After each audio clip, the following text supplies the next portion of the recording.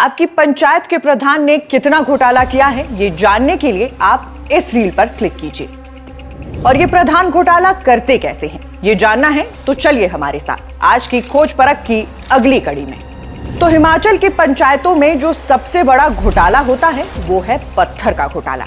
कहीं भूमि सुधार के नाम पर तो कहीं डंगा लगाने के नाम पर, कहीं पनिहार निर्माण को लेकर तो कहीं रास्ता बनाने के लिए पत्थरों का इस्तेमाल किया जाता है। इसका असली खर्च कुछ हजार का होता है और बिल बना दिया जाता है लाखों का।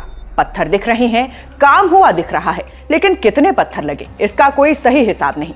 इसी का फायदा उठाकर बिल फुला दिया जाता है और पैसा आपस में बंट जाता है। इसके बाद होता है मनरेगा का घोटाला। अब मनरेगा प्रधान के अधीन चलती है, हाजिरी लगाने वाला भी उसी के इशारे पर चलता है और सेक्रेटरी भी।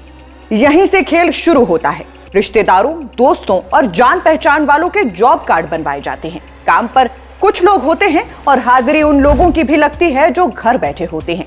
जब पैसे खाते में आते हैं तो आधा पैसा निकालकर ऊपर तक पहुंचा दिया जाता है और आधा हिस्सा आपस में बंट जाता है। इसके बाद शुरू होती है पीएम आवास में घोटाले की कहानी। मकान का पैसा सीधे लाभार्थी के खाते में आता है, लेकिन किस्त अटकवाने की ताकत प्रधान के पास होती है। फिर छोटी मोटी कमी दिखाकर किस्त रोक दी जाती है और मजबूरी में गरीब आदमी हिस्सा देकर अपना काम निकलवाता है। इसके बाद होता है सफाई घोटाला। इसके तहत नालियां साफ करवानी हो, कचरा उठवाना हो या बड़े नाले की सफाई। अब गंदगी ना तो तोली जा सकती है और ना ही मापी जा सकती है, इसलिए थोड़े से काम में बड़ा बिल जोड़ दिया जाता है। अगले दिन वही जगह फिर गंदी हो जाती है, ना जांच का डर ना सवाल। फिर आता है मटेरियल का घोटाला।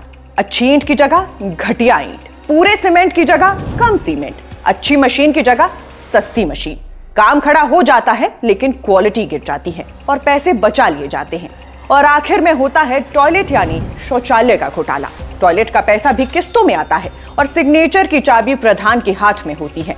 एक किस्त छोड़ने के बदले बाकी का रास्ता साफ कर दिया जाता है। तो अब आप हमें बताइए, आपके प्रधान ने इनमें से कौन कौन सा घोटाला किया है?